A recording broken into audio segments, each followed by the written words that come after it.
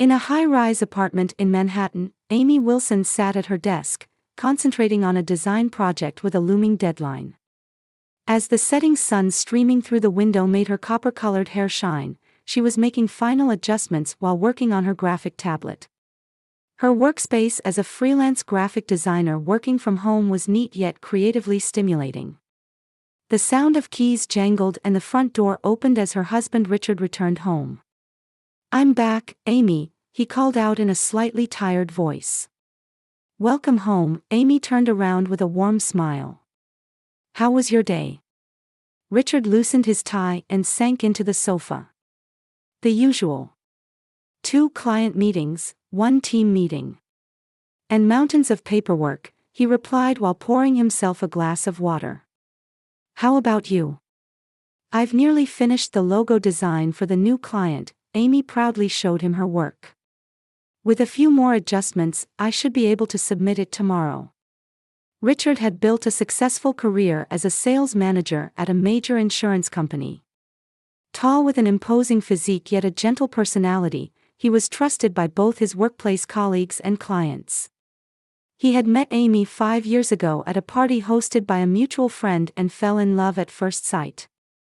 He was captivated by Amy's straightforwardness and creativity, and she was drawn to Richard's sincerity and kindness. Their married life was generally smooth.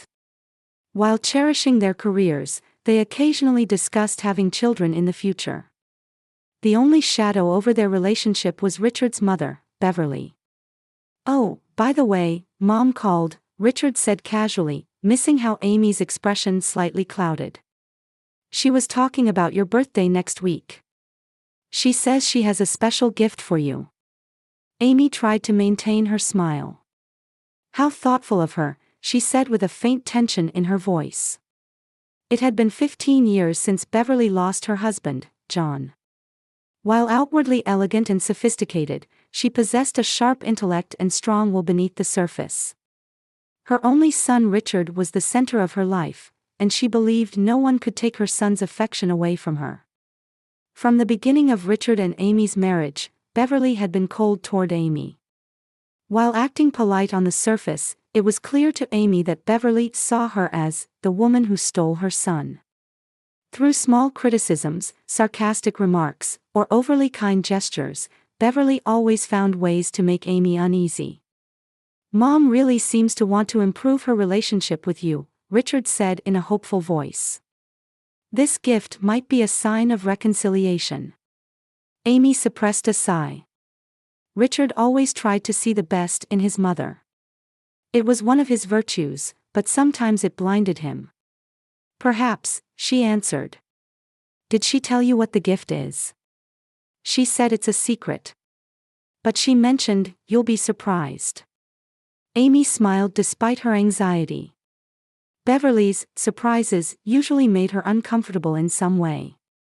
But for Richard's sake, she continued to maintain her composure. "I'm looking forward to it," she said. On her birthday, relatives and friends gathered at Amy and Richard's home for an intimate party. Though nervous, Amy felt reassured being surrounded by friends in her own apartment. Around 3 in the afternoon, the doorbell rang, and when Richard opened the door, there stood Beverly. With perfectly set silver hair and dressed in an expensive tweed suit, she exuded the dignity of a queen. "Thank you for coming," Richard embraced her. "Of course I'd come. It's Amy's special day," Beverly replied smoothly and turned to Amy. "Happy birthday, Amy." She kissed her on the cheek. The scent of her perfume was strong and almost suffocating. "Thank you, Beverly," Amy replied politely. "Now, everyone," Beverly raised her voice to capture the attention of the entire room. "Let's all go outside to see my gift for Amy. Everyone come along." People followed her with curiosity and went out to the street in front of the apartment. There, a brand new red Mercedes-Benz S-Class was parked, gleaming in the sunlight. Amy gasped. It was undoubtedly a magnificent car. But at the same time, she couldn't help feeling the intention of showing off and control behind Beverly's gift. "Do you like it?" Beverly asked in a sweet voice. It's the latest model. I had it specially ordered. As the people around them expressed their admiration, she handed Amy the keys. You should be grateful, she said with a smile, though the words carried the tone of a command. It's wonderful. Thank you, Amy responded as expected by those around her. While complex emotions swirled inside, she maintained the smile she had cultivated as a professional designer. Richard's face was beaming with surprise and joy. This is really amazing. He embraced Beverly again.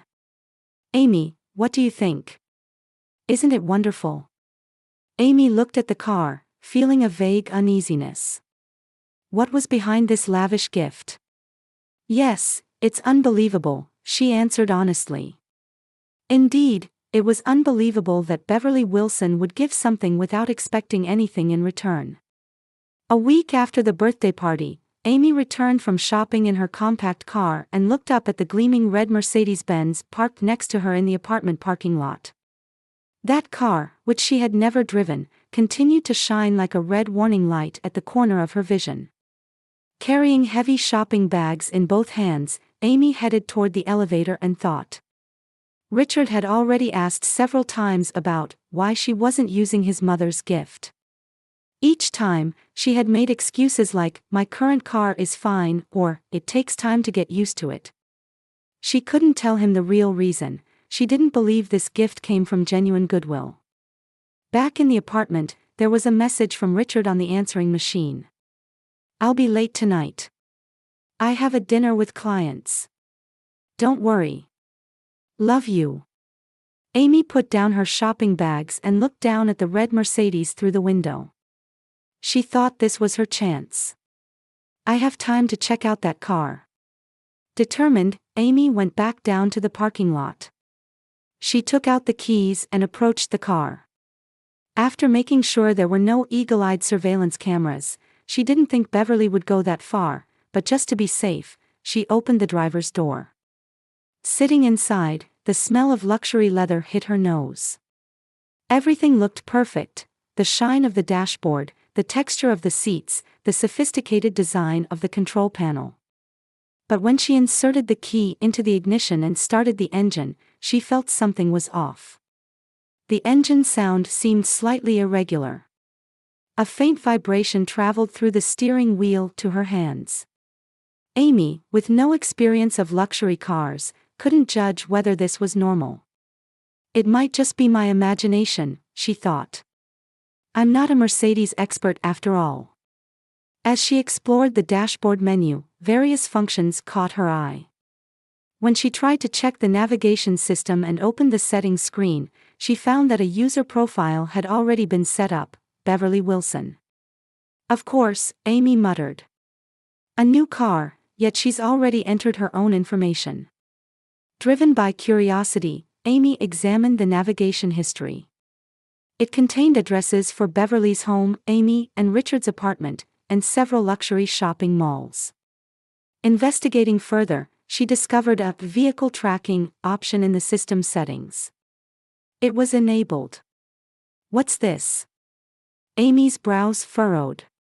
Reading the explanation, she learned that this feature sent the car's location information in real time to a specific smartphone application. The linked account name was B. Wilson. Uneasiness began to spread. Amy explored the settings further and found a recording function option.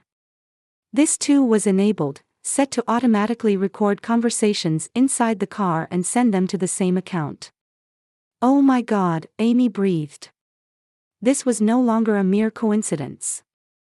Beverly had intended to monitor her and Richard. With trembling hands, Amy opened the glove compartment and took out the car's manual. Flipping through the hundreds of pages, she searched for information about the normal condition of the engine. It stated, the S-Class engine is especially known for its quietness, with almost no vibration felt at idle. The vibration she had felt was clearly abnormal. Amy listened carefully to the engine again. Indeed, a slight irregular sound could be heard. To investigate further, Amy took out her smartphone and searched for Mercedes-Benz S-Class engine abnormality.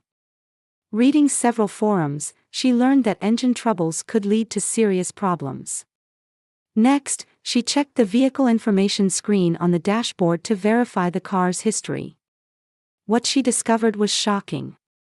This car wasn't new, the sale date was 6 months ago. "This can't be," Amy said aloud. Beverly had claimed it was the latest model, and that she had specially ordered it. To investigate further, Amy noted down the car's VIN and accessed an automobile history report service on her smartphone. After paying the fee with her credit card and downloading the report, the terrible truth was revealed. The car was actually used and had an accident history. The previous owner had an accident on the highway, causing serious damage to the front end. It had been repaired, but crucial parts of the engine hadn't been completely restored. The report warned, potential for serious problems during long-distance or high-speed driving. Amy's hands trembled. This wasn't just a generous gift. Beverly had given her a dangerous car and intended to monitor her movements. In the worst case, this car could involve Amy in a serious accident. She turned off the engine and got out of the car. As the cool night air caressed her face, Amy thought about how to tell Richard about this horrifying discovery. He deeply loved his mother. Would he believe such a conspiracy? Back in the apartment, Amy decided to start gathering evidence. She took photos, printed the report, and captured screenshots of the recording function and tracking system settings. She would need irrefutable evidence to show Richard the truth. That night, lying in bed, Amy stared at the ceiling. Now that she knew the true purpose of Beverly's gift, she had to act to protect herself and her husband. But she still needed to proceed cautiously. She had to find a way to escape this dangerous situation without hurting Richard's feelings. On a weekend morning, Richard stood by the window with a coffee in hand, looking down at the parking lot. His eyes fell on the red Mercedes-Benz bathed in the morning sunlight. He took a slow sip of coffee, deep in thought. "It's strange," he turned to Amy, who was sitting on the sofa. "It's been 2 weeks since we received that car, and you haven't driven it once." Amy looked up from her laptop screen and chose her words carefully. "Yes, I still need time to get used to it. Mom has been calling almost every day." Richard sat down on the sofa next to Amy. Asking, "Does Amy like the car? Is there any problem? She seems concerned." Amy took a deep breath. For the past few days, she had been calculating the timing to tell Richard the truth. The evidence she had gathered was irrefutable: the car's accident history, the engine problems, and most terrifyingly, the surveillance system installed in the car. But considering Richard's relationship with his mother, bringing up this issue was difficult. "Beverly probably thinks I'm happy with the car," Amy said cautiously. "But you're not, are you?" Richard looked straight into Amy's eyes. "There's something you're not telling me. Lately, you've seemed uneasy, and even more tense when it comes to my mother." Amy clenched her jaw. "Richard, there's a problem with that car." "A problem? What kind of problem?" "It's easier to show you than explain." Amy stood up. "Let's go to the car." They descended to the parking lot in silence. Amy's heart was pounding. She understood that what was about to happen might change Richard's life forever. Standing in front of the red Mercedes in the parking lot, Amy took out the keys. "Get in and see for yourself," she said. Richard, with a skeptical expression, opened the driver's door. "What exactly am I looking for?" "Start the engine first," Amy said as she sat in the passenger seat. Richard inserted the key into the ignition and started the engine. He wasn't a driving expert, but he had opportunities to ride in luxury cars for work and knew the normal condition of a Mercedes-Benz S-Class. His expression began to cloud. "The sound is strange," he said. "I can feel vibrations too." "Yes, that's not the sound of a new car," Amy said. especially for a luxury car. Richard placed his hand on the steering wheel, frowning as he felt the subtle vibrations of the engine. It's definitely off. But Mom said it was new. Let's start with that. Amy took out her smartphone and opened the vehicle history report she had saved. Look at this. Richard took the smartphone and stared at the screen. Amy could see the color draining from his face. This is. His voice trembled. This car has an accident history. And it says it was sold 6 months ago. Yes, it's not a new car, but a used one that's been repaired after an accident, Amy said quietly. Important parts of the engine weren't properly repaired. It's dangerous for long-distance driving. Richard looked at Amy with disbelief. How could this happen? That's not all. Amy reached for the dashboard screen and opened the navigation system settings. Look at this. The settings screen displayed Beverly Wilson profile with vehicle tracking and voice recording enabled. Richard's expression froze. This is. He stumbled over his words. This is a surveillance device. Yes, all conversations in this car are set to be recorded and sent to Beverly's account, Amy said. And the car's location information is constantly being sent to her smartphone. Richard's hands fell from the steering wheel onto his knees. He stared out the window, seemingly trying to organize his thoughts. Why would Mom? He was at a loss for words. Amy took her husband's hand. Richard, I don't want to accuse Beverly. But this is clearly intentional. Giving an accident car disguised as new, and monitoring our movements and conversations. Anger began to color Richard's face. This is unacceptable. It's clear that Mom lied. But I can't believe it. Why would Mom do something like this? I don't know that either, Amy answered honestly. But this car isn't safe, and our privacy is being violated. I think we should have it examined by a professional. Richard turned off the engine and sighed deeply. Let's take it to an independent repair shop immediately. Without telling Mom anything. As they were leaving the car and heading back to the apartment, Richard suddenly stopped. How long have you known about this? A few days, Amy replied. I was struggling with how to tell you. I didn't want to ruin your relationship with Beverly. Richard placed his hand on Amy's shoulder. You did the right thing. This is shocking, but I needed to know the truth. Determination shone in his eyes. If Mom really did this, I'll have to reconsider my relationship with her. While riding the elevator, Richard quietly said, since childhood, Mom has been deeply involved in my life. I thought she was overprotective at times, but I never expected her to go this far. He managed a bitter smile. Mom always had high standards for my marriage partner. But I chose you. And I'm still proud of that choice. Amy squeezed her husband's hand. We'll get through this together. Back in the apartment, Richard picked up the phone and contacted a reputable local auto repair shop.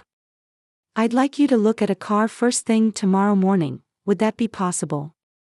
He didn't explain the details, simply stating there were safety concerns. After hanging up, Richard gazed at Amy and smiled sadly. I'm thankful you didn't drive the car. If anything had happened. Amy nestled against her husband, resting her head on his arm. What are we going to do now? First, we need to get an accurate assessment of the car's condition, Richard said with determination.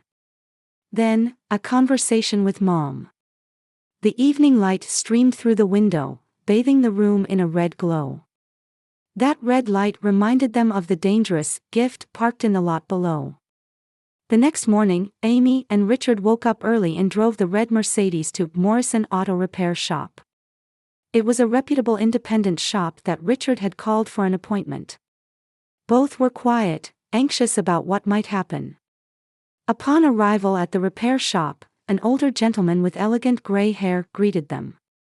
I'm Tom Morrison. The one you called, he said, extending his hand.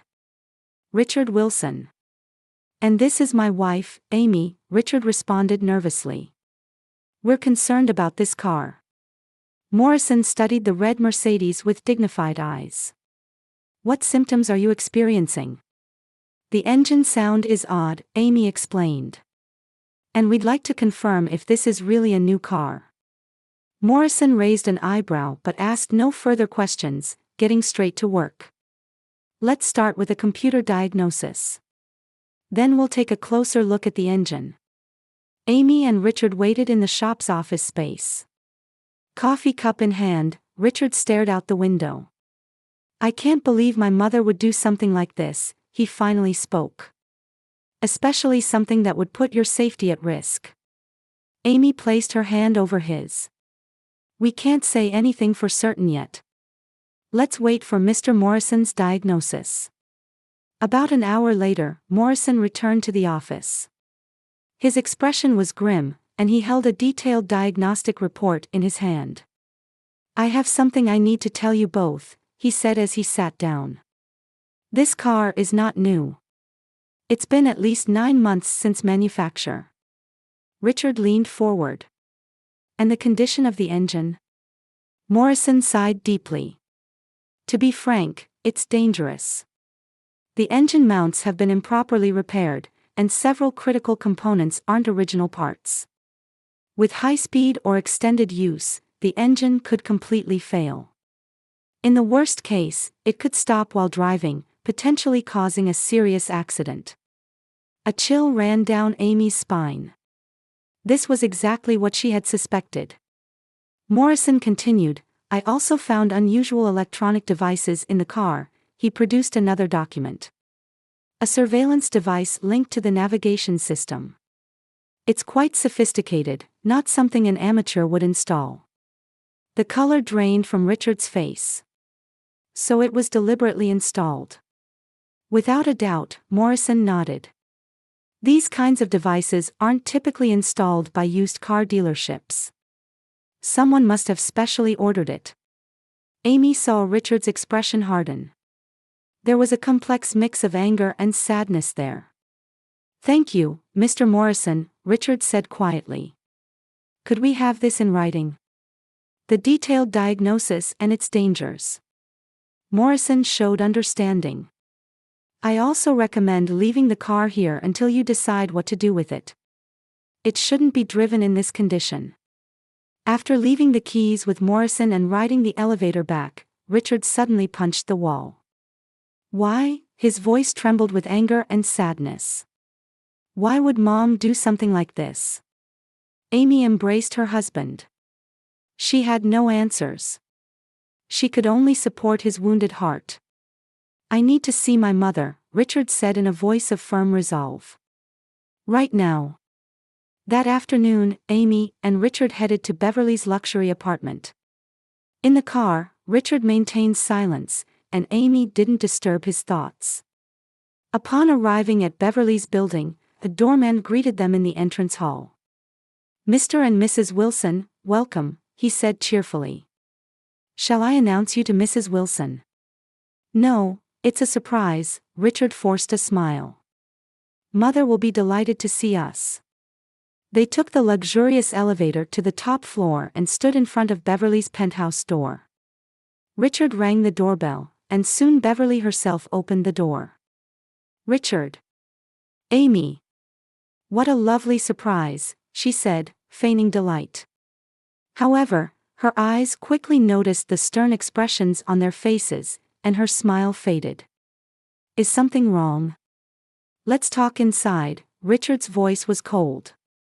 Beverly anxiously led them to the living room. Shall I make some tea? No, thank you, Amy quietly replied. Once the three were seated on the sofa, Richard took out Morrison's diagnostic report. Mom, we need to talk about the car you gave Amy as a present. Beverly tensed momentarily but quickly composed herself.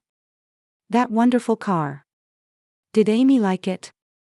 You said it was new, Richard looked straight into her eyes. Of course, Beverly smiled. I specially ordered the latest model. Richard placed the diagnostic report in front of her. That's a lie, his voice trembled. It's not a new car, but a used one with accident history. The engine is in a dangerous condition and could cause a serious accident during long-distance driving. Beverly's expression froze for a moment. That can't be. I bought it from an authorized dealer. That's not all, Amy said quietly. Surveillance devices have been installed in the car, set to record all conversations and send them to your smartphone. Beverly's face changed color. That's ridiculous, she stood up. I just wanted to give a nice present.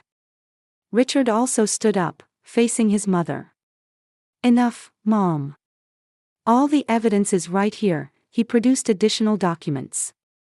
These are the car's purchase records. You bought this car from a used car dealer and had surveillance devices installed after it was repaired. The color drained from Beverly's face. She collapsed back onto the sofa and remained silent for a while. Finally, she looked up. There was a coldness in her eyes that they had never seen before. You deserve a better woman, she said to Richard. This woman is manipulating you. Mom. Richard could no longer contain his anger. Amy is my wife. And you're the one who put her life in danger. That car is perfectly safe, Beverly argued. It might have some issues, but nothing fatal. Not fatal. Amy said in disbelief. Mr. Morrison said the engine could stop while driving at high speed. So what? Beverly's voice suddenly turned cold. I just wanted to eliminate her, making it look like an accident. A terrible silence fell over the room. Richard stared at his mother, trying to comprehend her words. You tried to kill me. Amy's voice was faint. Beverly shrugged. I didn't think that far. I just thought you might get scared and stop driving the car. Then it would become Richard's. She smiled at Richard. It was for you, son. Richard's face showed horror and disgust. This is the end, Mom, he said in a trembling voice. Our relationship ends here. Richard. Beverly hurriedly stood up.